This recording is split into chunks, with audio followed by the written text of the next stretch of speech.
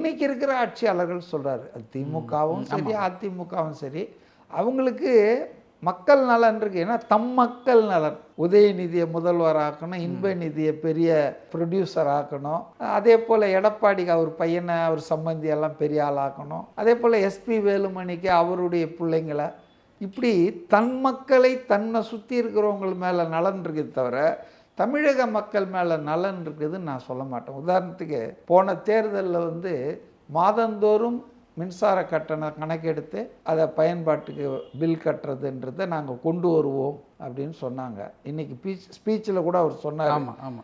அதாவது அதில் என்ன இதுன்னா மக்களுக்கான விஷயம். இப்போ 100 யூனிட்டுக்கு மேலே போனால் தான் உங்களுக்கு கட்டணம் கட்ட வேண்டிய அவசியம் வரும் பல இடங்களில். இப்போ மாதந்தோறும் எடுத்தால் அது 100க்கு மிகாது, கீழே தான் இருக்கும். ஒரு விளக்கு ஒரு ஃபேன் இருக்கிற இடம்லாம் ஆகாது. இதே 2 மாதத்துக்கு சேர்த்து எடுக்கும்போது அது 100 தாண்டி 200 தாண்டிடும். டாரிஃப் அதிகமாக மொத்தமும் உங்களுக்கு கட்ட வேண்டிய அந்த வரம்புக்குள்ளே வந்துடும். இது ஒரு மாய்மால மோசடி.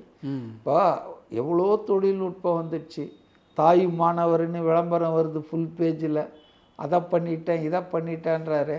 ஏங்க மாதந்தோறும் கணக்கு எடுத்து அதுக்கு பில் போடுறது, இது ஒரு நீங்கள் சொன்னது தானே கேட்குறாங்க ஜனங்க, ஏன் அதை செய்ய முடியல? இதெல்லாம் தான் அவர் சொல்கிறார். மக்கள் நலனில் அக்கறை இல்லை.